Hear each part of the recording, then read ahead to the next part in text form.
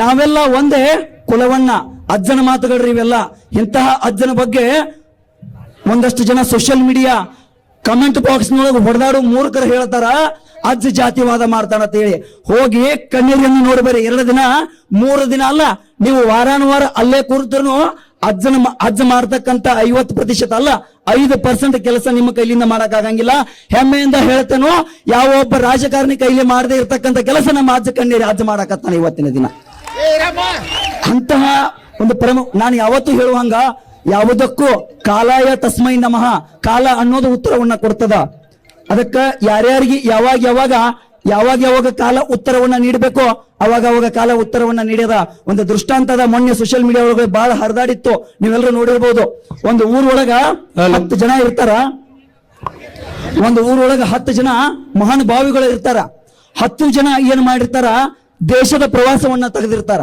ದೇಶದ ಪ್ರವಾಸವನ್ನ ತೆಗೆದಿರ್ತಕ್ಕಂಥ ಸಮಯದೊಳಗ ಏನಾಗಿರ್ತದ, ನೀರಡಿಕೆ ಆಗಿರ್ತಕ್ಕಂಥ ಸಂದರ್ಭದೊಳಗ ಸುತ್ತಮುತ್ತ ನೋಡ್ತಾರ, ನೀರೆಲ್ಲೂ ಕಾಣಂಗಿಲ್ಲ. ನೀರೆಲ್ಲೂ ಕಾಣದೇ ಇರ್ತಕ್ಕಂಥ ಸಂದರ್ಭದೊಳಗ ದೂರದೊಳಗ ಒಂದು ಬಾವಿ ಕಾಣ್ತದ. ಅದ್ರೊಳಗ ಒಬ್ಬ ಮೇಧಾವಿಗೆ ಬಾವಿ ಒಳಗ ನೀರ್ ಐತೈತೆ ಸಂಶಯ ಬರ್ತೈತಿ. ನೀರು ನೋಡಕ ಹೋಗ್ತಾರ. ನೀರ ಭೂಮಿ ಅಂದ್ರ ಪೂರಾ ತೆಳಗಿರ್ತದ. ನೀರು ಕುಡಿಲಿಕ್ಕಂದ್ರ ಇವ್ರು ಉಸಿರುಗಟ್ಟಿ ಸಾಯ್ತಾರ, ಬೇರೆ ಅನಿವಾರ್ಯ ಇಲ್ಲ. ಅದಕ್ಕಾಗಿ ಏನ್ ಮಾಡ್ತಾರ ಅಂತ ಕೇಳಿದಾಗ, ಒಬ್ಬ ಮಹಾನ್ ಮೇಧಾವಿಯ ಕಾಲಾಗ ಇಟ್ಟಿಟ್ಟು ಉದ್ದ ಬೂಟ್ ಇರ್ತಾವ ಬಂಧುಗಳೇ. ಇಟ್ಟಿಟ್ಟು ಉದ್ದ ಪ್ಲಾಸ್ಟಿಕ್ ಬೂಟ್ ಇರ್ತಾವು. ಆ ಬೂಟಿಗೆ ಬಳ್ಳಿಯನ್ನ ಕಟ್ತಾರ. ಬಳ್ಳಿ ಕಟ್ಟಿ ನೀರೊಳಗೆ ಬಿಡ್ತಾರ. ನೀರೊಳಗೆ ಬಿಟ್ಟ ಬೂಟ್ ಒಳಗೆ ನೀರು ತುಂಬಿ ಮ್ಯಾಲ ಬರ್ತಾವ. ನೀರನ್ನ ತುಂಬ್ಕೋತಾರ. ನೀರನ್ನ ತುಂಬಿಕೊಂಡು ಆ 10 ಜನರ ಪೈಕಿ 9 ಜನ ನೀರು ಕುಡಿತಾರ. ಅದ್ರೊಳಗಿನೂ ಬೂಟಿನೊಳಗಿನೂ ನೀರು ಕುಡಿತಾರ. ಒಬ್ಬ ಪುಣ್ಯಾತ್ಮ ಆ ನೀರನ್ನ ಕುಡಿಯಂಗಿಲ್ಲ. ಯಾಕ? ಅವನ ಪವಿತ್ರತೆಗೆ ಧಕ್ಕೆ ಆಗ್ತದ. ಬೂಟಿನೊಳಗಿನ ನೀರನ್ನ ಕುಡಿದ್ರ ಊರಿನಿಂದ ಹೊರಗಿಡ್ತಾರ ಅಂತ ಹೇಳಿ ಅವ್ನು ಎಷ್ಟೋ ಒತ್ತಾಯವನ್ನ ಮಾಡಿದ್ರು ಅವ ನೀರು ಕುಡಿಯಂಗಿಲ್ಲ. ಹಂಗ ಇವ್ರು 9 ಮಂದಿ ಕೂಡಿಸಿ ನೀರು ಕುಡಿದ್ರು ಊರು ಸನೇಕ್ ಬತ್ತಲ್ಲ. ಊರು ಸನೇಕ್ ಬರೋ ಮಟ ಏನ್ ಅನಿಸ್ಲಿಲ್ಲ ಇವ್ರಿಗೆ. ಊರು ಯಾವಾಗ ಸಮೀಪ ಬತ್ಲ ಅವಾಗ ಇವ್ರಿಗೆ ಚಿಂತೆ ಆಗ್ತದ. ಈ ಮಗ ಏನಾರ ಒಬ್ಬ ನೀರು ಕುಡ್ದಿರ್ಲಿಲ್ಲ. ಆ ನೀರು ಕುಡಿಲ್ದವ್ ಏನಾರ ಊರಾಗ ಹೋಗಿ ಇವ್ರು ಏನಾರ ಬೂಟ್ನಾಗಿನ ನೀರು ಕುಡ್ದಾವ ಅಂತೇಳಿ ಊರ್ ತುಂಬಾ ಹೇಳಿದಂದ್ರ ನಮ್ಮನ್ನ ಊರದಿಂದ ಹೊರಗೆ ಹಾಕ್ತಾರ. 9 ಮಂದಿ ಒಂದ ಕಡೆ ಕೂಡಿ ಆ ಒಂದು ಅರ್ಧ ತಾಸು 1 ತಾಸು ಚಿಂತನೆಯನ್ನ ಮಾಡ್ತಾರ. ಹೆಂಗ್ ಮಾಡೋದಾ? ನಾವು 9 ಮಂದಿ ಹೆಚ್ಚದೇವು. ಈಗ ನಾವೇನು ಚಿಂತೆ ಮಾಡೋನು? ನಾವು ಎಲ್ಲಾರು ಕೂಡಿಸಿ ಅವ ಬೂಟ್ನಾಗಿನ ನೀರು ಕುಡ್ತಾನು, ನಾವು ಸುತ್ತ ಬಂದೇವ ಅಂತೇಳಿ 3 ಮಂದಿ ಮುಂದೆ ಹೇಳಿಬಿಡುನು. ಅವಾಗ ಏನ್ ಮಾಡ್ತಾರು? ನಾವು ಹೆಚ್ಚು ಮಂದಿ ದೇವತೆ ಹೇಳಿ ನಮ್ಮ ಮಾತು ನಂಬುತ್ತಾರೋ. ಅವ ಒಬ್ಬನ ಏನೈತ್ಲ ಊರದಿಂದ ಹೊರಗೆ ಹಾಕಿ ಬಿಡ್ತಾರೋ. ಈಗ ಪರಿಸ್ಥಿತಿ ಹಂಗ ಆಗಿದಲ್ಲ ಬಂಧುಗಳೇ, ನಮ್ಮ ಅಜ್ಜಂದ ಆಗ್ಯದ ಇಲ್ಲ ಹೇಳ್ರಿ. ಈಗ ಎಲ್ಲಾರು ಕೂಡಿಸಿ ಏನೋ ಹೇಳ್ತಾರ ಅಂತೇಳಿ ಸತ್ಯಾಸತ್ಯತೆ ಪರಿಶೀಲನೆ ಮಾಡಿದ ಏನೋ ಒಂದು ನಿರ್ಧಾರ ಆಯ್ತು. ಆ ನಿರ್ಧಾರಕ್ಕೆ ತಲೆ ಬಾಗಿದ್ದು ಆಯ್ತು. ಆ ಭಗವಂತ ಅನುಗ್ರಹ ಇವತ್ತು ಲಕ್ಷ ಸಂಖ್ಯೆ ಒಳಗ ಬಿಂದು ವಿರಾಟ ಸಮಾವೇಶ ಆಗಕತ್ತದ.